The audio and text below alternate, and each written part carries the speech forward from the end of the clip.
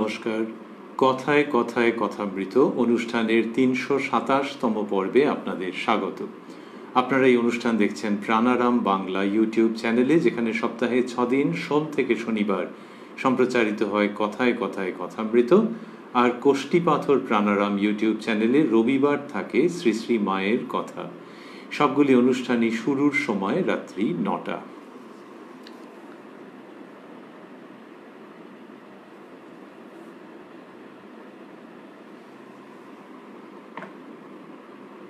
শ্রী শ্রী রামকৃষ্ণ কথামৃততে আজকে আমরা প্রবেশ করব নতুন একটি দিনে এবং শুনব শ্রীরামকৃষ্ণের অমৃত কথা। অপূর্ব পরিবেশ আমরা পাব, আর সেইখানে শুনব সেই কথা যা হৃদয় মনের সম্পদ। প্রবেশ করব শ্রী শ্রী রামকৃষ্ণ কথামৃততে, যার সূচনায় কথামৃতকার শ্রীযুক্ত মহেন্দ্রনাথ গুপ্ত বা শ্রীম বা মাস্টার মহাশয় উদ্ধৃত করেছেন, তব কথামৃতং তপ্ত জীবনং কবিভিরীড়িতং কল্মষাপহং শ্রবণমঙ্গলং শ্রীমদাততং ভুবি গৃণন্তি ইয়ে ভূরিদা জনাঃ।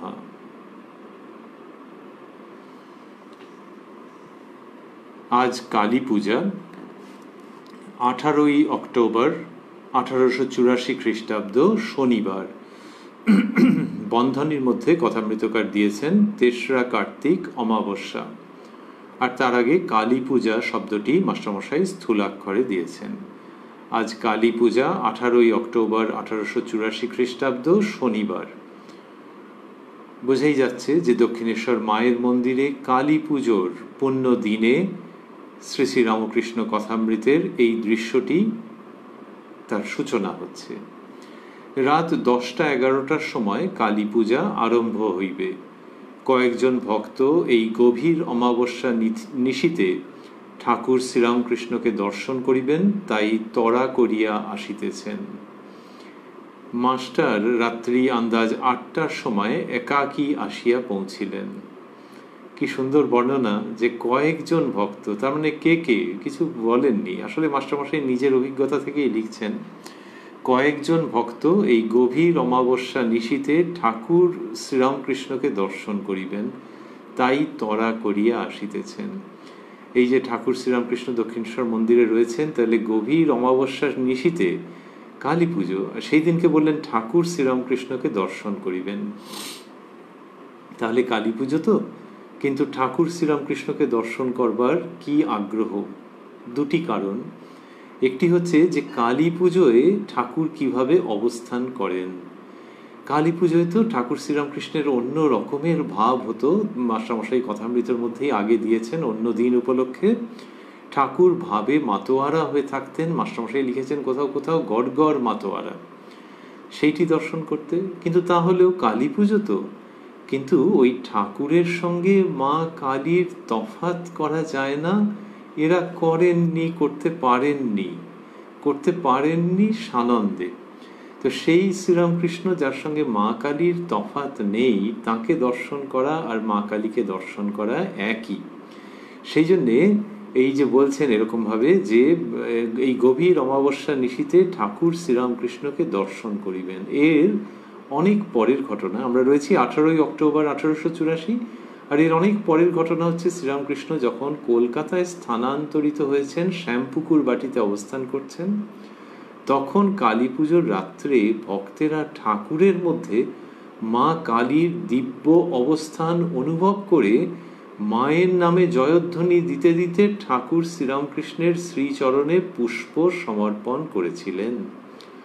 আমরা দেখছি যে ওই ঘটনার অনেক আগে, এই 1884তেই মাস্টারমশাই যেভাবে বলছেন, তাতে তিনি, হয়তো আরও অনেকে বা আরও কেউ কেউ, কিন্তু তিনি তো বটেই, তিনি ঠাকুর শ্রীরামকৃষ্ণকে দর্শন করতে তাড়াতাড়ি করে যাচ্ছেন কালী পুজোর রাত্রে দক্ষিণেশ্বরে। মাস্টার রাত্রি আন্দাজ 8টার সময় একাকী আসিয়া পৌঁছিলেন। বাগানে আসিয়া দেখিলেন কালী মন্দিরে মহোৎসব আরম্ভ হইয়াছে।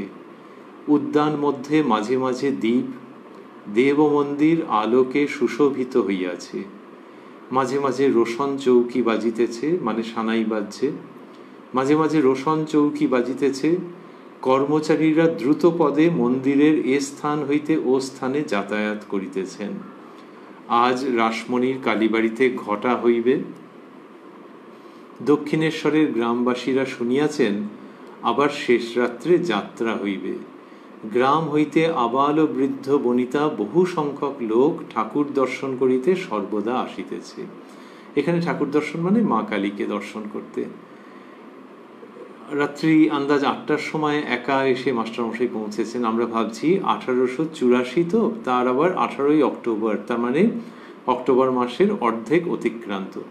সেই সময় রাত্রির 8টার দিকে দক্ষিণেশ্বর মন্দির মানে বেশ রাত্রির, কিন্তু এমনই ব্যবস্থা সব রানীমা করে গেছেন তো, যে মন্দিরে একটা অসামান্য গাম্ভীর্যপূর্ণ পুজোর উৎসবের আবহ পরিবেশ সৃষ্ট হয়েছে।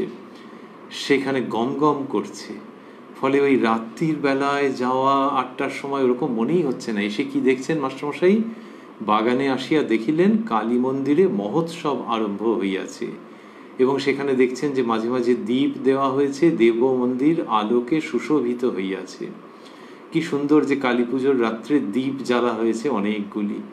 এখন আমরা যে অন্য আলো, সব নানান রকমের কৃত্রিম আলো বলা হয়, তো সেই সব আলোর যে রোশনাই, সেও ভালো, মানুষের সিকিউরিটি বাড়ে হয়তো, কিন্তু ওই দ্বীপের আলো আর তার সঙ্গে মা কালীর পুজো আর রাত্রের অন্ধকার ভেদ করে ঔজ্জ্বল্যের সূচনা, এর একটা আলাদা যেন তাৎপর্য আছে, আলাদা আবেদন আছে, আলাদা আনন্দের আবহ রয়েছে। তো বলছেন যে মাঝে মাঝে রোশন চৌকি বাজিতেছে, মাঝে মাঝে রোশন চৌকি বাজিতেছে মানে মাঝে মাঝে সানাই বেজে উঠছে। কি সুন্দর! কোথা থেকে বাজতো? সাধারণত দুটি জায়গা থেকে বাজতো, দক্ষিণের এবং উত্তরের নহবত। দক্ষিণের নহবত যেটি ওই ব্রিজের খুব কাছাকাছি, ব্রিজ থেকে দেখাও যায়, আর উত্তরের নহবত যেখানে শ্রী শ্রী মা থেকেছেন, ঠাকুরের গর্ভধারিণী থেকেছেন। তো যখন তারা থাকতেন না তখন ওইখান থেকে নহবত বাজতো, আর দক্ষিণ দিকেরটির থেকে। তো বলছেন যে মাঝে মাঝে রোশন চৌকি বাজিতেছে, কর্মচারীরা দ্রুত পদে মন্দিরের এ স্থান হইতে ও স্থানে যাতায়াত করিতেছেন। তাহলে একটা দৃশ্যকে ফুটিয়ে তুলছেন তো কত অল্প শব্দে, কিন্তু কি সুন্দর বাস্তব গতিময়তার সঙ্গে। আজ রাসমণির কালীবাড়িতে ঘটা হইবে, দক্ষিণেশ্বরের গ্রামবাসীরা শুনিয়াছেন। তো সে তারা, লোকে বলে গ্রামের লোক ভেঙে পড়েছে একবারে মন্দিরে। আজ রাসমণির কালীবাড়িতে ঘটা হইবে, দক্ষিণেশ্বরের গ্রামবাসীরা শুনিয়াছেন, আবার শেষ রাত্রে যাত্রা হইবে। গ্রাম হইতে আবাল ও বৃদ্ধ বনিতা বহু সংখ্যক লোক ঠাকুর দর্শন করিতে সর্বদা আসিতেছে। বৈকালে চণ্ডীর গান হইতেছিল, রাজনারায়ণের চণ্ডীর গান। মাস্টারমশাই সেই সময় যাননি, শুনেছেন যেটি হয়েছিল। দক্ষিণেশ্বরে বৈকালে চণ্ডীর গান হইয়াছিল, রাজনারায়ণের চণ্ডীর গান। ঠাকুর ভক্ত সঙ্গে প্রেমানন্দে গান শুনিয়াছেন। আজ আবার জগতের মার পূজা হইবে, ঠাকুর আনন্দে বিভোর হইয়াছেন। জগতের মার শব্দ দুটি স্থূলাক্ষরে দেওয়া আছে। রাত্রি 8টার সময় পৌঁছিয়া মাস্টার দেখিতেছেন ঠাকুর ছোট খাটটিতে বসিয়া আছেন। তাহাকে সম্মুখে করিয়া মেঝের উপর কয়েকটি ভক্ত বসিয়া আছেন। বাবুরাম, ছোট গোপাল, হরিপদ, কিশোরী, নিরঞ্জনের একটি আত্মীয় ছোকরা ও এড়েদার আরেকটি ছেলে। রামলাল ও হাজরা মাঝে মাঝে আসিতেছেন ও যাইতেছেন। শ্রীযুক্ত রামলাল দাদা ঠাকুরের ভ্রাতুষ্পুত্র, যাদের নাম বললেন বাবুরাম, উত্তরকালের স্বামী প্রেমানন্দজি প্রমুখ। তার মধ্যে কিশোরী নামটি রয়ে গেল, কিশোরী মোহন গুপ্ত, যিনি মাস্টারমশাইয়ের নিজের ছোট ভাই এবং ঠাকুরের বিশেষ ভক্ত। কিন্তু অন্যদের মাঝখানে মাস্টারমশাই এর নাম দিয়ে থাকেন, আলাদাভাবে কিছু বোঝাই যায় না। নিরঞ্জনের আত্মীয় ছোকরাটি ঠাকুরের সম্মুখে ধ্যান করিতেছেন। ঠাকুর তাহাকে ধ্যান করিতে বলিয়াছেন। মাস্টার প্রণাম করিয়া উপবিষ্ট হইলেন। কিয়ৎক্ষণ পরে নিরঞ্জনের আত্মীয় প্রণাম করিয়া বিদায় গ্রহণ করিলেন।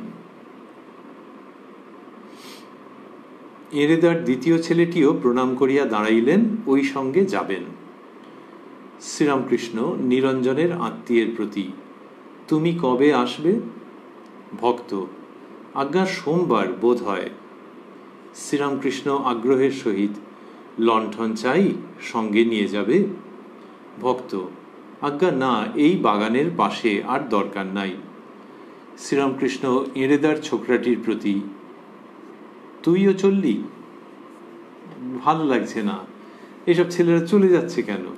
ভক্তবৎসল শ্রীরামকৃষ্ণ তিনি এইভাবে জিজ্ঞাসা করছেন। শ্রীরামকৃষ্ণ এঁড়েদার ছোকরাটির প্রতি: তুইও চললি? ছোকরা: আজ্ঞা সর্দি, মানে ঠান্ডা লেগে যেতে পারে। শ্রীরামকৃষ্ণ: আচ্ছা, বরং মাথায় কাপড় দিয়ে যেও। ছেলে দুটি আবার প্রণাম করিয়া চলিয়া গেলেন। প্রথমে তুই বলেছেন তুইও চললি? তখন সেই ছেলেটি বলেছেন যে আজ্ঞা সর্দি। তখন ওই যে ঠাকুরের এত স্নেহের ভাব, বলছেন আচ্ছা, বরং মাথায় কাপড় দিয়ে যেও। ছেলে দুটি আবার প্রণাম করিয়া চলিয়া গেলেন। গভীর অমাবস্যা নিশি, এই তিনটি শব্দ স্থূলাক্ষরে দেওয়া আছে। এর আগে আজ আবার জগতের মার পূজা হইবে, সেখানে জগতের মার কথা দুটি স্থূলাক্ষরে ছিল। এখানে গভীর অমাবস্যা নিশি, এই শব্দ তিনটি স্থূলাক্ষরে। গভীর অমাবস্যা নিশি, আবার জগতের মার পূজা। শ্রীরামকৃষ্ণ ছোট খাটটিতে বালিশে হেলান দিয়া আছেন, কিন্তু অন্তর্মুখ। মাঝে মাঝে ভক্তদের সঙ্গে একটি দুইটি কথা কহিতেছেন। তাহলে বালিশে হেলান দিয়ে রয়েছেন ছোট খাটটিতে, কিন্তু অন্তর্মুখ অবস্থা, এবং মাঝে মাঝে ভক্তদের সঙ্গে একটি দুটি কথা বলছেন। হঠাৎ মাস্টার ও ভক্তদের প্রতি তাকাইয়া বলিতেছেন, আহা, ছেলেটির কি ধ্যান! ওই যে একটু আগে ছিল যে নিরঞ্জনের আত্মীয় রয়েছেন, তিনি ঠাকুরের সামনে ধ্যান করছিলেন, ঠাকুর বলেছেন, এইটি এখানে লিখছেন। মাস্টারমশাইয়ের বর্ণনা এত সুন্দর যে ওই যে নিরঞ্জনের আত্মীয় তিনি ঠাকুরের সামনে ধ্যান করছেন, এটা বললে তো ঘটনার বিবরণ হতো, কিন্তু ওই যে বললেন ঠাকুর তাহাকে ধ্যান করিতে বলিয়াছেন। তার মানে ঠাকুরের সামনে এসে একজন ধ্যান করতে আরম্ভ করেছেন, এরকম ঘটেনি, ঠাকুরই তাকে বলেছেন। এইটা মাস্টারমশাই বলছেন, এই তথ্যটি দরকার ছিল। তো এইখানে কিরকম হচ্ছে শ্রীরামকৃষ্ণের সম্বন্ধে মাস্টারমশাই লিখছেন, হঠাৎ মাস্টার ও ভক্তদের প্রতি তাকাইয়া বলিতেছেন, আহা, ছেলেটির কি ধ্যান! হরিপদের প্রতি, কেমন রে, কি ধ্যান! হরিপদ: আজ্ঞা হাঁ, ঠিক কাষ্ঠের মতো, মানে একেবারে স্থির হয়ে গিয়েছিল। শ্রীরামকৃষ্ণ কিশোরীর প্রতি: ও ছেলেটিকে জানো? নিরঞ্জনের কিরকম ভাই হয়। এই যে কালী পুজোর রাত্রে শ্রীরামকৃষ্ণকে দর্শন করতে এরা গেছেন, তো মা কালীর পুজো দেখবেন, ঠাকুরকে বিশেষভাবে ওই বিশেষ দিনে দর্শন করবেন। তাহলে তিনি আকর্ষণ কথাটা যদি আমরা বলি, আকর্ষণ, আগ্রহ, শ্রদ্ধার কেন্দ্রবিন্দুতে রয়েছেন এদের কাছে। এরা ঠাকুরের কাছে গেছেন, আর সেখানে একটি কম বয়সী ছেলে শ্রীযুক্ত নিরঞ্জন, যিনি উত্তরকালে স্বামী নিরঞ্জনানন্দজি তার ভাই সম্পর্কের, সেই ছেলেটি ঠাকুর বলেছেন তাই সে ধ্যান করেছে, এবং ধ্যানের সময় সে খুব অন্তর্মুখ হয়ে গিয়েছিল। কিন্তু যাকে কেন্দ্র করে এত আগ্রহ, কৌতূহল, আকর্ষণ, তিনি ওই ছেলেটির কথা বলছেন, এবং কি আনন্দের সঙ্গে বলছেন। ওই যে বললেন যে আহা, ছেলেটির কি ধ্যান! এটি সাধারণত হয় না। যার প্রতি এত আকর্ষণ, এত মনোযোগ, তিনি আবার আরেকজনের কথা বলছেন, এবং তাও খুব প্রশংসা করে, তার আধ্যাত্মিক অবস্থা সম্পর্কে প্রশংসা করে। এটা সাধারণত হয় না যে যার প্রতি আকর্ষণ, মনোযোগ, আচ্ছা ঠিক আছে, সে তারকে কেন্দ্র করেই আবর্তিত হতে থাকুক, এটা লৌকিক দৃষ্টিতে দেখলে আমাদের তো মনে হয়। কিন্তু শ্রীরামকৃষ্ণ তার প্রতি শুধু মনোযোগ, আকর্ষণ নয়, ওই যে আমরা একটু আগে স্মরণ করছিলাম যে মা কালীর সঙ্গে তাকে অভেদভাবে দেখে এইসব ভক্তদের আনন্দ হয়তো 5টা কথায় সবসময় প্রকাশ করেননি, কিন্তু ওই তো তাদের মনোভাব। সেই যে শ্রীরামকৃষ্ণকে নিয়ে এত কিছু, তিনি ওই কম বয়সী ছেলেটির যে গভীর ধ্যানের অবস্থা সেটা উল্লেখ করছেন।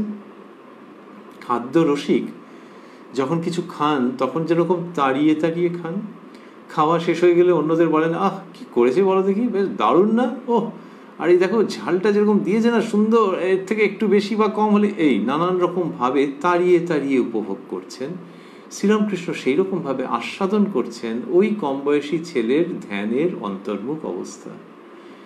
ইনি বলেন যে আমার মা যা বলান আমি তাই বলি, তিনি যেমন বলান তেমনি বলি, যেমন চালান তেমনি চলি, তিনি যন্ত্রী আমি যন্ত্র।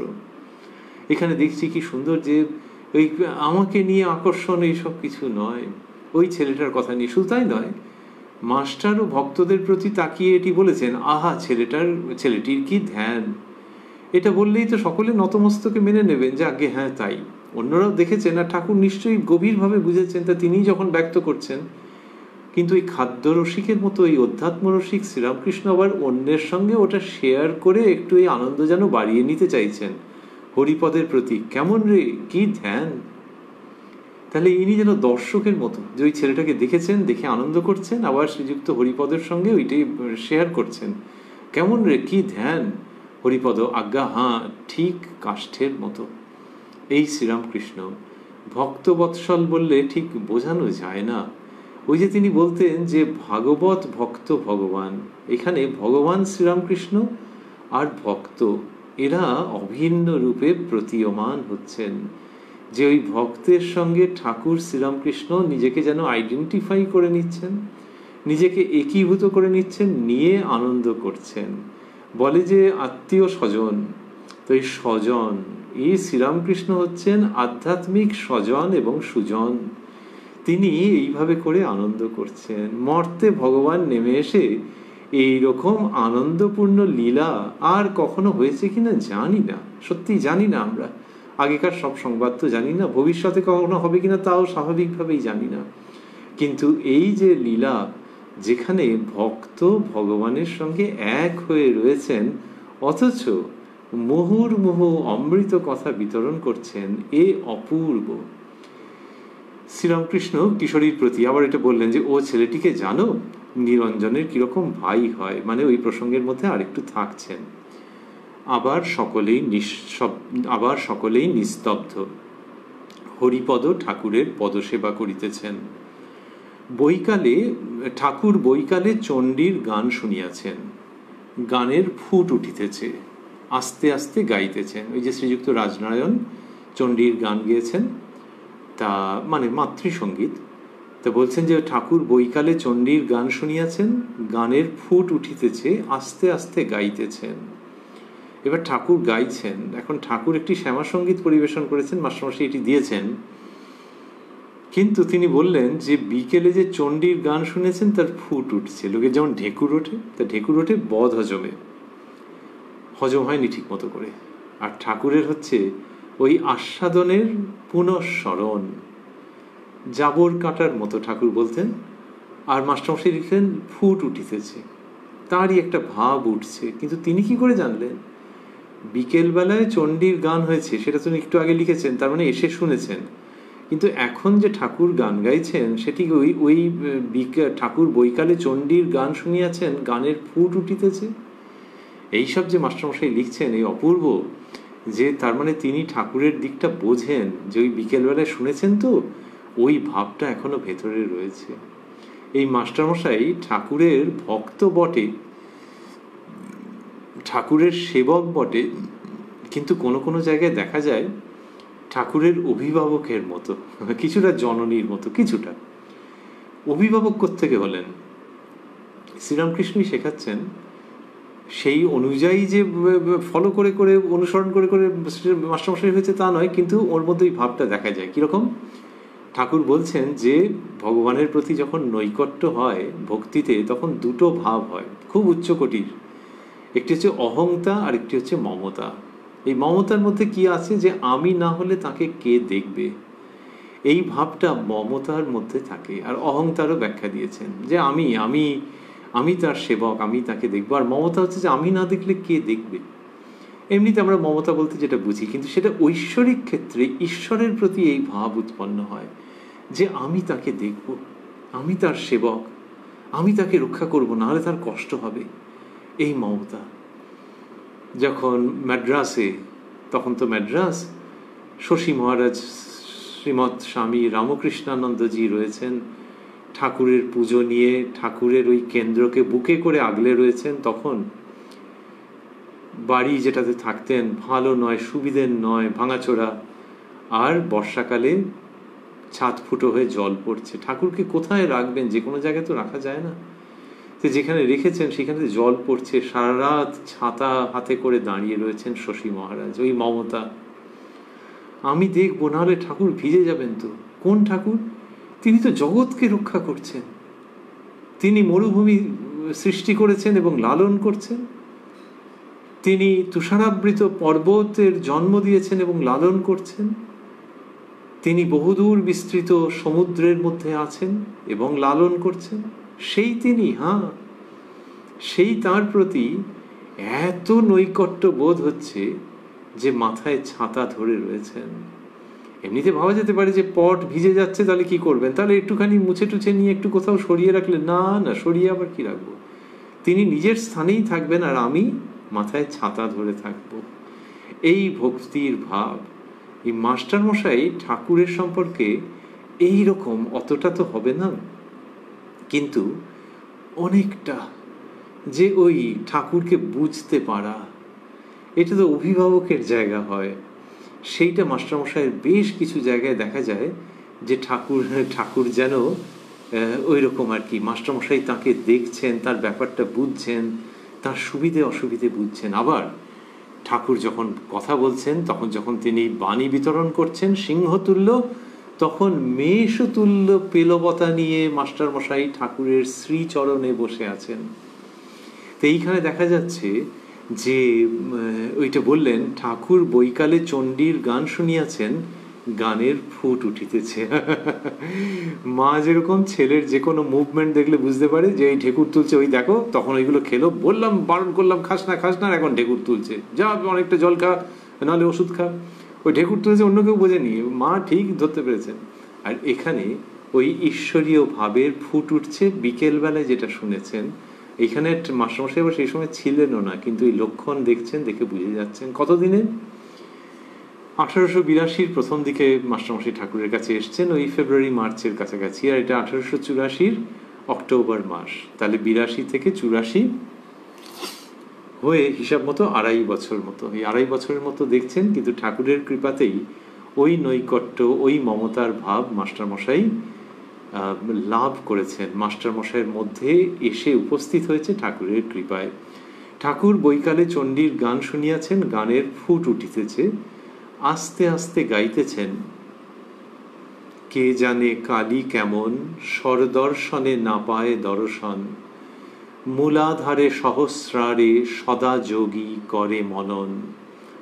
তার মধ্যে কে জানে কালী কেমন শব্দগুলি স্থূলাক্ষরে দেওয়া আছে।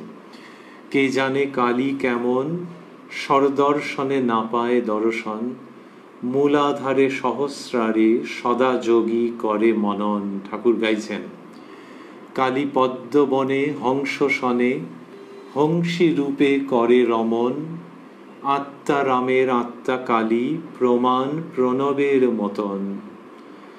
তিনি ঘটে ঘটে বিরাজ করেন, আত্মারামের আত্মা কালী, প্রমাণ প্রণবের মতন। তিনি ঘটে ঘটে বিরাজ করেন, ইচ্ছাময়ীর ইচ্ছা যেমন। মায়ের উদরে ব্রহ্মাণ্ড ভাণ্ড, প্রকাণ্ডতা জানো কেমন, মহাকাল জেনেছেন কালীর মর্ম, অন্য কে বা জানে তেমন। তার মধ্যে মহাকাল আর মর্ম শব্দ দুটি স্থূলাক্ষরে। প্রসাদ ভাসে লোকে হাসে, সন্তরণে সিন্ধু তরণ, আমার মন বুঝেছে প্রাণ বুঝে না, ধরবে শশী হয়ে বামন, কে জানে কালী কেমন। এই গান শ্রীরামকৃষ্ণ গাইছেন ওই মাতৃভাবে পরিপূর্ণ হয়ে। তার মধ্যেই ছিল যে মায়ের উদরে ব্রহ্মাণ্ড ভাণ্ড, প্রকাণ্ডতা জানো কেমন, মহাকাল জেনেছেন কালীর মর্ম, অন্য কে বা জানে তেমন। এই রহস্যে ঘেরা, ইঙ্গিতপূর্ণ, গভীরতার সংবাদবাহী অপূর্ব শ্যামা সঙ্গীত শ্রীরামকৃষ্ণ নিজের অতুলনীয় সুকণ্ঠে পরিবেশন করে সমগ্র দৃশ্যটিকে স্বর্গীয় কান্তিতে অপরূপ বিভায় পরিপূর্ণ করে দিচ্ছেন।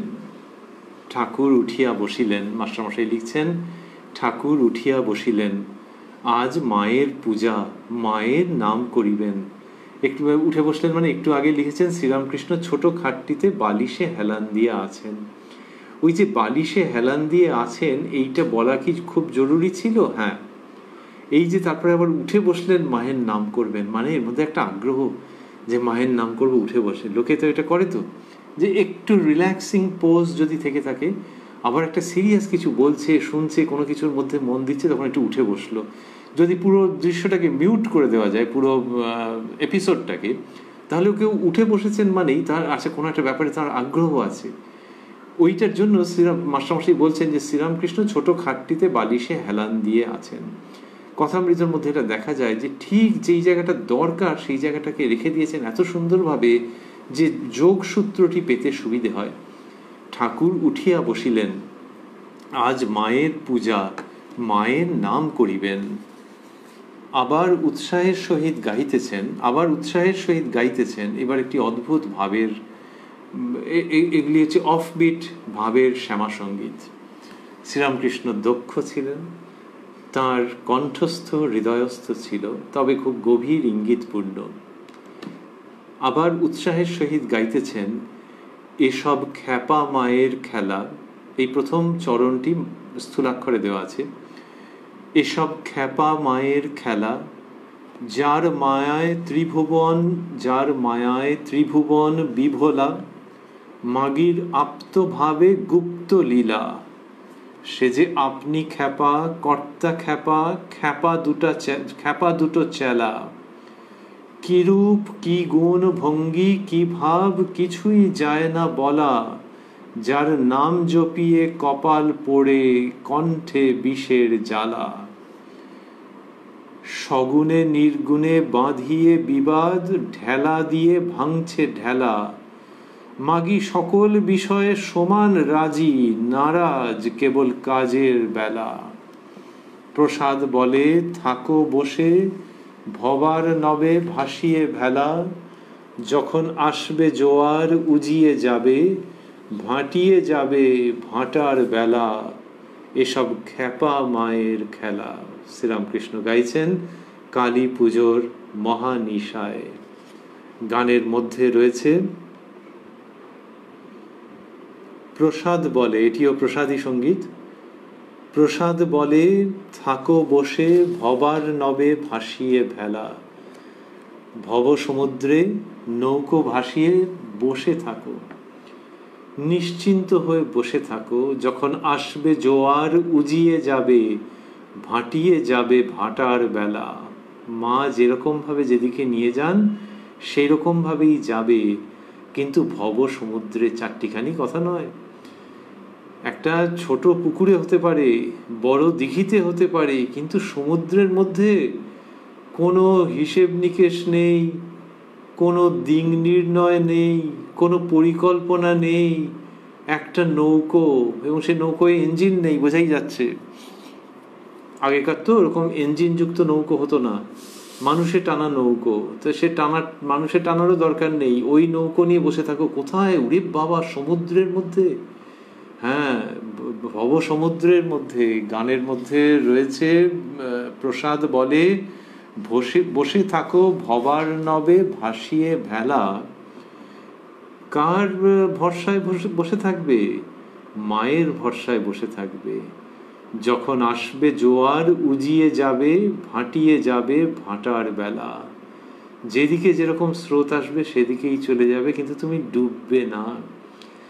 যিনি ডোবানোর, যিনি ভাসানোর, তাঁরই ওপরে নির্ভর করে ভবার নবে ভাসিয়ে ভেলা। আনন্দে থাকো। প্রসাদ তার গানে লিখছেন, শ্রীযুক্ত রামপ্রসাদ সেন। ঠাকুর সেটি গাইছেন। মাস্টারমশাই লিখছেন, ঠাকুর গান করিতে করিতে মাতোয়ারা হইয়াছেন। মাতোয়ারা শব্দটি ব্যবহার করছেন। মাতোয়ারা এমনি যে কিসের সম্বন্ধে বলা হয়, নেশা টেশা করলে খুব বলা হয়, আর নেশায় মাতোয়ারা মজে গেছে, মৌজে একেবারে খুব মৌজ হয়েছে, তার মৌতাজ এসে গেছে, ওই গোছের শব্দ, ওই ভাবের শব্দ। ঠাকুর গান করিতে করিতে মাতোয়ারা হইয়াছেন। মাস্টারমশাই বুঝেই ব্যবহার করেছেন, সেটা খুব বললে খুব কম বলা হয়ে যায়। ঠাকুরের মানসিকতা ভক্তদের কাছে, পাঠক পাঠিকার কাছে, অনুরাগীদের কাছে পৌঁছে দেবার জন্য এই সতর্ক শব্দ চয়ন ও উপস্থাপন, পরিবেশন। ঠাকুর গান করিতে করিতে মাতোয়ারা হইয়াছেন, এবারে মেজাজে গান গেয়ে যাচ্ছেন। ওই মাতালের ভঙ্গি, মত্তের ভঙ্গি। শুধু মত্ত লোক একটা অন্য জগতে থাকে, কিন্তু এই জগৎকে ভুলে মুলে গিয়ে একটা কল্পিত জগতে থাকে, আর যখন সেই মদের নেশা ভেঙে যায় তখন খুব করুণ অবস্থা হয়। শ্রীরামকৃষ্ণের হচ্ছে ঈশ্বরীয় নামে এই জগৎ, এই ইন্দ্রিয় গ্রাহ্য জগৎ, লোকে বলে অনেক সময় চ্যাট চ্যাটে, এই ইন্দ্রিয় গ্রাহ্য জগৎ সেসব কোথায় ছাড়িয়ে অন্য জগতে চলে গেছেন। সেই অন্য জগৎ থেকে এই জগৎকে দেখতে পেলে, অর্থাৎ সেই অবস্থার থেকে আবার এই অবস্থায় ফেরত এলে খুব আনন্দ হয় যে ও, এই যে জগৎ হিজিবিজি চ্যাটচ্যাটে বলে মনে হচ্ছে, এর একটা পারমার্থিক অস্তিত্ব আছে, সেটা ওই জগতে গিয়ে ওই খবরটা পাওয়া গেছে। সেই দৃষ্টিতে এই জগৎকে বড় শুদ্ধ সাত্ত্বিক আনন্দপূর্ণ মনে হচ্ছে, সবটার মধ্যে ঈশ্বরীয় ভাব আছে। কিন্তু সেইটার জন্য আগে একটুখানি মত্ত হতে হবে। থিওরিটিক্যাল হলে হবে না, তাত্ত্বিক হলে শুধু হবে না, শুধু ভক্তি হচ্ছে হবে করলে হবে না, আরে মেতে যেতে হবে। মাস্টারমশাই লিখছেন, ঠাকুর গান করিতে করিতে মাতোয়ারা হইয়াছেন, বলিলেন এসব মাতালের ভাবে গান বলিয়া গাইতেছেন। কিরকম সুন্দর নিজে বলে দিচ্ছেন যে এসব মাতালের ভাবে গান। ওই মাতালের ভাব মানে ওই রকম ঠাকুরের যখন মায়ের ভাবে কখনো কখনো হয়েছে যে হাঁটতে গিয়ে হাঁটতে পারছেন না, একটা পা এদিকে পড়ছে একটা পা ওদিকে পড়ছে। নিজের সহধর্মিনী, নিজের ধর্ম সঙ্গিনীকে এসে জিজ্ঞাসা করেছেন যে ওগো আমি কি মদ খেয়েছি? জগৎজননী মা শারদা উত্তরে বলেছেন, না না, তুমি মা কালীর ভাবামৃত খেয়েছ। বলছেন সেই তিনি যিনি মন্দিরের মায়ের সঙ্গে অভিন্না। এইসব অপূর্ব সংবাদের মধ্যে আমরা রয়েছি। শ্রীরামকৃষ্ণ বলছেন এই দিনকে, মাস্টারমশাই আর অন্যরা রয়েছেন, মাস্টারমশাই লিখছেন, ঠাকুর গান করিতে করিতে মাতোয়ারা হইয়াছেন, বলিলেন এসব মাতালের ভাবে গান বলিয়া গাইতেছেন। এক, এবার কালী তোমায় খাবো, স্থূলাক্ষরে দেওয়া আছে প্রথম পংক্তি। ওই যে বলছেন মাতালের ভাবে গান, এবার কালী তোমায় খাবো। দুই, তাই তোমাকে সুধাই কালী, স্থূলাক্ষরে দেওয়া আছে। তিন, এই গানটির বাণী পুরোটা আছে, সদানন্দময়ী কালী মহাকালের মনমোহিনী, সদানন্দময়ী কালী মহাকালের মনমোহিনী, তুমি আপনি নাচো আপনি গাও আপনি দাও মা করতালি, আদিভূতা সনাতনী শূন্য রূপা শশী ভালি, ব্রহ্মাণ্ড ছিল না যখন মুন্ডমালা কোথায় পেলি, সবে মাত্র তুমি যন্ত্রী আমরা তোমার তন্ত্রে চলি, যেমন রাখো তেমনি থাকি মা যেমন বলাও তেমনি বলি, অশান্ত কমলাকান্ত দিয়ে বলে গালাগালি, এবার সর্বনাশী ধরে ওসি ধর্মাধর্ম দুটো খেলি, সদানন্দময়ী কালী মহাকালের মনমোহিনী। শ্রীরামকৃষ্ণ এই গান গাইছেন। সেই গানের মধ্যে শেষের দিকে রয়েছে অশান্ত কমলাকান্ত দিয়ে বলে গালাগালি। মায়ের এই অস্থির ছেলে, অশান্ত ছেলে, যে একটা বোঝাপড়া করতে হবে, কি করলি মা, এবার সর্বনাশী ধরে ওসি ধর্মাধর্ম দুটো খেলি, দুটোই খেলি। তো এই কি আনন্দের অভিব্যক্তি। ওই ঠাকুর বলছেন যে এসব মাতালের ভাবে গান, এরকম বলতে বলতে এইসব গান গেয়েছেন। ধর্মাধর্ম দুটো খেলি, এটি রামপ্রসাদের গানেও আছে। ঠাকুর নিজেই ব্যাখ্যা করেছেন, আমরা আগে অনুষ্ঠানে শুনেছি, যে ধর্ম মানে হচ্ছে ওই বিধিবদ্ধ যে ধর্ম, প্রথার মধ্যে যে ধর্ম, যেখানে জপ তপ নানান রকমের এবং যেখানে নানান কর্ম, সন্ধ্যাদি কর্ম, সেই যে ধর্ম, ওসব আর হলো না। তো মাই খেয়েছেন, তা অধর্মও খেয়েছেন সে তো বটেই, আবার এই ধর্মও খেয়েছেন। এখন একেবারে মায়ে পয়ে সরাসরি যোগাযোগ। সেখান থেকে রামপ্রসাদ বলেছেন। আর এখানে কমলাকান্তের গানে অশান্ত কমলাকান্ত দিয়ে বলে গালাগালি, এবার সর্বনাশী, এইসব কথা বলেছেন তো, তারই ভূমিকা। অশান্ত কমলাকান্ত দিয়ে বলে গালাগালি, এবার সর্বনাশী ধরে ওসি, ধর্মাধর্ম দুটো খেলি, সদানন্দময়ী কালী মহাকালের মনোমোহিনী। 4, জয় কালী বলে যদি আমার প্রাণ যায়। জয় কালী শব্দগুলি স্থূলাক্ষরে আছে। জয় কালী বলে যদি আমার প্রাণ যায়, শিবত্ব হইব প্রাপ্ত, কাজ কি বারাণসী তাই। অনন্ত রূপিণী কালীর অন্ত কে বা পায়, কিঞ্চিত মাহাত্ম জেনে শিব পড়েছেন রাঙা পায়। জয় কালী বলে যদি আমার প্রাণ যায়, শিবত্ব হইব প্রাপ্ত, কাজ কি বারাণসী তাই। এইসব গান শ্রীরামকৃষ্ণ গাইছেন, যার সঙ্গে অনন্ত আনন্দ এবং ইতিহাস জড়িত। সেই আবেগ মথিত আধ্যাত্মিক ইতিহাস কি রকম? রানী রাসমণি যাচ্ছিলেন তো বারাণসী, কাশীক্ষেত্রে, সেইখানে গিয়ে বিশ্বেশ্বর অন্নপূর্ণাকে দর্শন করবেন, নিজের স্বামীর স্মৃতির উদ্দেশ্যে পূজা আদি নিবেদন করবেন। ওমা, হঠাৎ করে লোকে বলে মাঝপথে ঢের আগে স্বপ্ন দেখলেন যে এইখানে মা প্রতিষ্ঠা চান। ধর্মর করে যেন উঠে রানীমা সমস্ত স্থগিত করলেন, যাত্রা নেমে পড়লেন। তারপরে খুঁজে দক্ষিণেশ্বরে স্থান নির্বাচন করলেন, মায়ের মন্দির হবে। বারাণসী যাওয়ার হলো না, সেখানে যার জন্য যাচ্ছিলেন সেই তিনি স্বপ্ন দিয়ে রানীমাকে বললেন যে তিনি প্রতিষ্ঠা চান, এবং সূচনা হলো দক্ষিণেশ্বর মন্দিরের, প্রতিষ্ঠিতা হলেন মা কালী। এইখানে শ্রীরামকৃষ্ণ 18ই অক্টোবর 1884 কালী পুজোর রাত্রে গাইছেন প্রচলিত শ্যামা সঙ্গীত, যার মধ্যে এটি রয়েছে, জয় কালী বলে যদি আমার প্রাণ যায়, শিবত্ব হইব প্রাপ্ত, কাজ কি বারাণসী তাই। সত্যি বারাণসী যেতে হয়নি, এই দক্ষিণেশ্বরেই মা অন্নপূর্ণা এবং বিশ্বেশ্বর মহাদেবের অপূর্ব লীলার সূচনা হয়ে গেছে গো। গান সমাপ্ত হইল এমন সময়, গানের মধ্যে কি অপূর্ব দুটি পংক্তি ছিল, তারপরে অনন্ত রূপিণী কালী, তার মানে গান সমাপ্ত হয়নি, আমাদের কাছে হয়নি। অনন্ত রূপিণী কালীর অন্ত কে বা পায়, কিঞ্চিত মাহাত্ম জেনে শিব পড়েছেন রাঙা পায়। কি মিষ্টি, কি অপূর্ব এবং গভীর এবং পবিত্রতার বিদ্যুৎ দ্যুতি সম্পন্ন দুটি চরণ। সেই সব শ্যামাসঙ্গীত শ্রীরামকৃষ্ণ পরিবেশন করছিলেন। মাস্টারমশাই লিখছেন, গান সমাপ্ত হইল এমন সময় রাজনারায়ণের ছেলে দুটি আসিয়া প্রণাম করিল। শ্রীযুক্ত রাজনারায়ণ, তিনি ভক্ত মানুষ, তার ছেলে দুটির প্রসঙ্গ আসছে, আর এরপরে একটুখানি রয়েছে। নাট মন্দিরে বৈকালে রাজনারায়ণ চণ্ডীর গান গাইয়াছিলেন, ছেলে দুটিও সঙ্গে সঙ্গে গাইয়াছিল। এই বাচ্চা ছেলে, এদেরকে ঠাকুর খুব পছন্দ করেন। অন্যত্র বলেছেন যে পরমহংসেরা ছেলেদেরকে সঙ্গে রাখে, কাছে আসতে দেয় ওই বালক ভাব আরোপের জন্য, এবং পরমহংসের নিজের বালক ভাব সেটি তিনি বিভিন্ন সময় বলেছেন, এবং তার কার্যাবলী দেখে মানুষ মুগ্ধ হয়ে গেছেন, অন্তর পবিত্রতায় পূর্ণ হয়ে গেছে।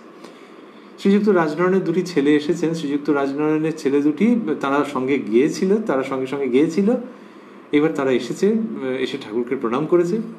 ঠাকুর ছেলে দুটির সঙ্গে আবার গাইতেছেন এসব খ্যাপা মায়ের খেলা। ওই বাচ্চা ছেলে দুটির সঙ্গে ঠাকুর গাইছেন। কি চমৎকার যে this is হ্যান্ডিং over a legacy, একটা উত্তরাধিকার। রাজনারায়ণ তিনি গান করেন, আর ঠাকুর শ্রীরামকৃষ্ণ তিনি মায়ের সঙ্গে একাত্ম। এই ছেলে দুটির সঙ্গে যখন আবার গাইছেন, তখন বোঝা যাচ্ছে যে ধীরে ধীরে যেন সেই মাতৃভাবের উত্তরাধিকার এইখানে সমর্পিত হচ্ছে। ছোট ছেলেটি ঠাকুরকে বলিতেছেন, ওই গানটি একবার যদি পরম দয়াল হে প্রভু, ঠাকুরকে ওটা অনুরোধ করছে ছোট ছেলেটি। মাস্টারমশাই লিখছেন ছোট ছেলেটি ঠাকুরকে বলিতেছেন। এও এক অদ্ভুত ভাব মাস্টারমশাই। দুটো আছে, একটা হচ্ছে যে ওই ঠাকুরকে দর্শন করেছে, তো সে বাচ্চা ছেলে হতে পারে, কিন্তু তার ভেতরের ভাব কি করে বুঝবো সে কত দূর এগিয়ে আছে। আবার তারপরে চণ্ডীর গান তার বাবার সঙ্গে গায়। তাই ছোট ছেলেটি ঠাকুরকে বলিতেছেন। একটু আগে লিখেছেন যে রাজনারায়ণের ছেলে দুটি আসিয়া প্রণাম করিল, ছেলে দুটিও সঙ্গে সঙ্গে গাইয়া ছিল, সেটি বলেছেন। কিন্তু এখানে আবার বলছেন যে ছোট ছেলেটি ঠাকুরকে বলিতেছেন, তার মানে তার কলম দিয়ে এটা স্বাভাবিকভাবে বেরিয়ে যাচ্ছে। তো এই একটি কারণ যে ঠাকুরের এত কাছে তারা এসেছেন ইত্যাদি। আরেকটি হচ্ছে যে এমনি মাস্টারমশাই ভক্তদেরকে সাধারণত আপনি আপনি করতেন, তাও এই ছোট ছোট ছেলেগুলোকে আপনি বলেছেন, সেটি আমাদের নজর পড়ছে। ছোট ছেলেটি ঠাকুরকে বলিতেছেন, ওই গানটি একবার যদি পরম দয়াল হে প্রভু। ঠাকুর বলিলেন, গৌর নিতাই তোমরা দু ভাই, এই বলিয়া গানটি গাইতেছেন। মানে ওই দুজন রিকোয়েস্ট করেছে, তাদেরকে বলছেন আচ্ছা আচ্ছা এই গানটা। কি সুন্দর যে বড়দের কথা শুনবো তার আগে একবার ভাবতেও পারি, আর ওরা যখন বলেছে হ্যাঁ হ্যাঁ গাইবো গাইবো। ঠাকুর বলিলেন, গৌর নিতাই তোমরা দু ভাই, এই বলিয়া গানটি গাইতেছেন। গৌর নিতাই তোমরা দু ভাই, পরম দয়াল হে প্রভু। এটা হলো গৌর নিতাই শব্দ দুটি স্থূলাক্ষরে দেওয়া আছে।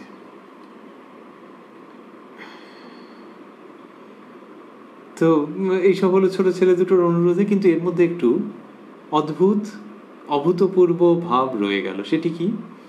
সেটি হচ্ছে এই যে আমরা 18 অক্টোবর 1884 প্রসঙ্গ শুনছি, মাস্টারমশাই প্রথম থেকেই বলেছেন যে কালী পুজোর মহানিশা, সেই পুণ্য অবসরে সবকিছু হচ্ছে। তো সেখানে শ্রীরামকৃষ্ণ মায়ের গান গেয়েছেন ওরম মাতোয়ারা অবস্থায়। উমা, এই বাচ্চা ছেলেটা এসে যে রিকোয়েস্ট করেছে ছেলেটি যে পরম দয়াল হে প্রভু এই গানটি গাইতে, এবং সেটি তো ঠাকুর গাইলেন, গৌর নিতাই তোমরা দু ভাই, পরম দয়াল হে প্রভু। তো এতে কোন দিকে? বৈষ্ণব ভাবের গান তো, গৌর নিতাই তোমরা দু ভাই, yes. And Sri Ramakrishna makes no distinction between Krishna and Kali. সেইটি এই গৌর কালী পুজোর মহানিশায় অপূর্ব ভাবে দেখাচ্ছে জিনিসটি। সাধারণত তো হয় না যে মায়ের গান হবে এই দিনকে, বা যারা ভক্ত সাধক, শাক্ত সাধক যিনি, তিনি তো মায়ের গানই গাইবেন। তাহলে বৈষ্ণব সাধক কি তার থেকে নিচে নাকি? তা কেন? কিন্তু বৈষ্ণব সাধক যখন গান করেন রাধাকৃষ্ণের উপলক্ষে বিশেষ বিশেষ দিবসে, তিনি ওই বৈষ্ণব ভাবেরই গান গাইবেন। তাকে যদি একটি শাক্ত পদ গাইতে বলা হয়, তিনি গাইবেন নাকি? তো তার দ্বারা এদের কোনো সীমাবদ্ধতা আলাদা করে উল্লেখের প্রয়াস নয়, কিন্তু শ্রীরামকৃষ্ণের মধ্যে কি স্বাভাবিক অবস্থান, এক। দুই, কিরকম একটা বোধজাত প্রত্যয় যে এই দুটির মধ্যে কোনো পার্থক্য নেই। শ্যামা পুজোর রাত্রে মাতালের ভাবের গান যেমন গাওয়া যায়, তেমনি গৌর নিতাই তোমরা দু ভাই, পরম দয়াল হে প্রভু গেয়েও আনন্দ পাওয়া যায়। যদি ভাবি যে আচ্ছা ওই বাচ্চা ছেলে রিকোয়েস্ট করেছে বলে, তাও হবে না। মা কালীর পুজোর রাত্রে ওই যে আমরা ভাবছিলাম যে একজন নিষ্ঠাবান এবং একটু স্টঞ্জ শাক্ত সাধক যদি হন, সে বাচ্চা ছেলে আত্মীয় পরিজন যেই বলুক না কেন, উনি ওরম বৈষ্ণব ভাবের গান গাইবেন? শুনবেনই না হয়তো, একটা ভাবের মধ্যে আছেন। তার দিক থেকে নিষ্ঠা ভক্তি ঠিক আছে, বৈষ্ণব মানুষের নিষ্ঠা ভক্তি ঠিক আছে, আর এই সমস্ত নিষ্ঠা যোগ করলে যা হয় তারই নাম ভগবান শ্রীরামকৃষ্ণ। তিনি ওটি দেখাচ্ছেন। এ ধর্ম সমন্বয় বললে কিছু বোঝা যাবে না। সমন্বয় মানে হচ্ছে যেন টেনে টুনে নিয়ে এসে মিলিয়ে দেওয়া হলো, এমনি সাধারণত যেভাবে শব্দটা ব্যবহৃত হয়। কিন্তু এটা হচ্ছে একেবারে অন্য রকমের, যেখানে ওই দুটির মধ্যে ঐক্য দেখছেন, মানে কোথাও কোথাও দেখা যাচ্ছে তা নয় দুটি অভেদ, এইটা দেখা যাচ্ছে। পরবর্তীকালে গান রচিত হয়েছে, রামকৃষ্ণ শ্যাম শ্যামা নামে ভেদ করো না আমার মন। তাহলে শ্যাম এবং শ্যামা এবং রামকৃষ্ণ, এই তিনটি নামে ভেদ করো না আমার মন। রামকৃষ্ণ শ্যাম শ্যামা নামে ভেদ করো না আমার মন। আমরা দেখছি 18ই অক্টোবরে ঠাকুর এই গৌর নিতাইয়ের গান কি আনন্দের সঙ্গে পরিবেশন করলেন। এগেন ব্যাক টু মাতৃভাব। গান সমাপ্ত হইল, রামলাল ঘরে আসিয়াছেন। ঠাকুর বলিতেছেন, একটু গা, আজ পূজা। রামলাল গাইতেছেন। তো রামলাল দাদা, তাঁরও খুব ভালো গলা ছিল, খুব সুকণ্ঠ ছিল, ঠাকুরের ভাইপো। ঠাকুর বলছেন, একটু গা, আজ পূজা। রামলাল গাইতেছেন, এক, সমর আলো করে কার কামিনী। এই শব্দগুলি গানের প্রথম পংক্তিটি স্থূলাক্ষরে। সমর আলো করে কার কামিনী, সজল জলদ জিনিয়া কায়, দশনে প্রকাশে দামিনী। এলায় চাঁচর চিকুর পাশ, সুরাসুর মাঝে না করে ত্রাস, অট্টহাস্যে দানব নাশে, রণপ্রকাশে রঙ্গিনী। কিবা শোভা করে শ্রমজ বিন্দু, ঘনতনু ঘেরি কুমুদ বন্ধু, অমিয় সিন্ধু হেরিয়ে ইন্দু, মলিন এ কোন মোহিনী। এ কি অসম্ভব ভব পরাভব, পদতলে সব সদৃশ নীরব, কমলাকান্ত কর অনুভব, কে বটে ও গজগামিনী, সমর আলো করে কার কামিনী। রামলাল দাদা গাইছেন। দুই, কে রণে নাচিছে বামা, নিরোদ বরণী। এই পংক্তিটিও স্থূলাক্ষরে। কে রণে নাচিছে বামা, নিরোদ বরণী। মাস্টারমশাই লিখছেন, ঠাকুর প্রেমানন্দে নাচিতেছেন। নাচিতে নাচিতে গান ধরিলেন, মজলো আমার মন ভ্রমরা, শ্যামাপদ নীল কমলে। এই শব্দগুলি স্থূলাক্ষরে। ঠাকুর প্রেমানন্দে নাচিতেছেন, নাচিতে নাচিতে গান ধরিলেন, মজলো আমার মন ভ্রমরা, শ্যামাপদ নীল কমলে। তাহলে রামলাল দাদা গিয়েছেন, তারপরেই ঠাকুর প্রেমানন্দে নাচছেন। কি অপূর্ব দৃশ্য, অভাবনীয় দৃশ্য। মা যেন আনন্দের পূর্ণ প্রাঙ্গণ উন্মোচন করছেন। মায়ের মন্দির, মা নিজে প্রতিষ্ঠা চেয়েছেন এই দক্ষিণেশ্বরে, সেইখানে কি অপূর্ব আলো বিচ্ছুরণ করছেন সেই মা। কালো রূপে দিগম্বরী, হৃদিপদ্ম করে আলো রে। সেই মা আলো বিচ্ছুরণ করছেন, আর সেই আলোয় আমরা দেখছি শ্রীরামকৃষ্ণকে, মায়ের সন্তান শ্রীরামকৃষ্ণকে গান গাইছেন, নাচছেন, মাতোয়ারা হয়ে মেতে থাকছেন, মাতাচ্ছেন। ঠাকুর প্রেমানন্দে নাচিতেছেন। নাচিতে নাচিতে গান ধরিলেন, মজলো আমার মন ভ্রমরা, শ্যামাপদ নীল কমলে। গান ও নৃত্য সমাপ্ত হইল। ভক্তেরা আবার সকলে মেঝেতে বসিয়াছেন। ঠাকুরও ছোট খাটটিতে বসিলেন। মাস্টারকে বলিতেছেন, তুমি এলে না, চণ্ডীর গান কেমন হলো। এটি মাস্টারমশাইকে বলছেন। এটা কোন সময় হচ্ছে? এটা হচ্ছে যখন ওই কালী পুজোর যে সময়, মহাপুণ্য সময়, সেটি এগিয়ে আসছে তার আগে। মাস্টারমশাই আন্দাজ 8টার সময় গেছেন। তো এই কথাবার্তা হচ্ছে মানে রাত্রি 9টা 10টা এরকম হচ্ছে বলেই অনুমান। এর পরেও যে বিবরণ আছে তার ভিত্তিতে। তো ওই সময়তেই ঠাকুর ওই ভাবে মাতোয়ারা হয়ে এটি করছেন, এবং এই অসামান্য অনবদ্য পরিবেশের সৃষ্টি হচ্ছে। আর মাস্টারমশাইয়ের সঙ্গে একটু দুঃখ করছেন যে এই যে এত আনন্দ তুমি একটু মিস করে গেছো, আরও হতো। তুমি এলে না, চণ্ডীর গান কেমন হলো, মানে বিকেলের দিকটাতে তুমি এলে না কেন, এইসব বলছেন। তার মানে এটা হচ্ছে পূর্ণানন্দের প্রস্তুতি, এইরকম একটা যেন একটা অবস্থা হচ্ছে। ইংলিশে আজকাল বলবার রেওয়াজ আছে কার্টেন রেইজার। একটা বড় অনুষ্ঠান, তার আগে curtain raiser. No, this one is a curtain raiser. To what? To the grand worship of divine mother that is going to happen shortly. ওই একটু বাদেই হবে তার কার্টেন রেইজার। এই অসামান্য পরিবেশের মধ্যে আমরা ছিলাম, আমরা রয়েছি। উদ্বোধন কার্যালয়ে প্রকাশিত শ্রী শ্রী রামকৃষ্ণ কথামৃতের 653 পৃষ্ঠায় রয়েছি 18ই অক্টোবর 1884 প্রসঙ্গে। এরপরে ধীরে ধীরে কালী পুজোর দিকে প্রসঙ্গটি যাবে। শ্রীরামকৃষ্ণের কৃপা সাপেক্ষে সেটি আমরা আগামী দিনে শুনব। আগামীকাল সেই প্রসঙ্গের মধ্যে আমরা প্রবেশ করব শ্রীরামকৃষ্ণের কৃপা সাপেক্ষে এই কথায় কথায় কথামৃত অনুষ্ঠানে প্রাণারাম বাংলা ইউটিউব চ্যানেলে, যেখানে সপ্তাহে 6 দিন সোম থেকে শনিবার সম্প্রচারিত হয় কথায় কথায় কথামৃত। আর কোষ্ঠী পাথর প্রাণারাম ইউটিউব চ্যানেলে রবিবার থাকে শ্রী শ্রী মায়ের কথা। সবগুলি অনুষ্ঠানই শুরুর সময় রাত্রি 9টা। আজকের অনুষ্ঠানের শুরুর সময় আমরা শুনছিলাম যে মাস্টারমশাই রাত্রি আমরা 8টার সময় একা এসে পৌঁছলেন এবং এসে দেখলেন যে কালী মন্দিরে মহোৎসব আরম্ভ হইয়াছে। উদ্যান মধ্যে মাঝে মাঝে দ্বীপ দেব মন্দির আলোকে সুশোভিত হইয়াছে। আমরা বলছিলাম যে কৃত্রিম আলো যত ভোল্টেজেরই হোক না কেন সে একরকম, আর এই যে দীপালোক সুশোভিত সমন্বিত মাতৃ আলয় মায়ের মন্দির, এর আবার আরেক রকমের শোভা। আর আমরা ভাবছিলাম যে দীপালোক তার মানে কত ওয়াট, সে আর হিসেবে আসবে না। এখন লোকে বলে 40 ওয়াট, তাহলে খুব কম। আরে বাবা, 1000 ওয়াট জ্বালতে হবে, এইসব বলে কৃত্রিম আলো। তো দীপালোক সেটা ওয়াটে যে কিছু আসবে না হিসেবে।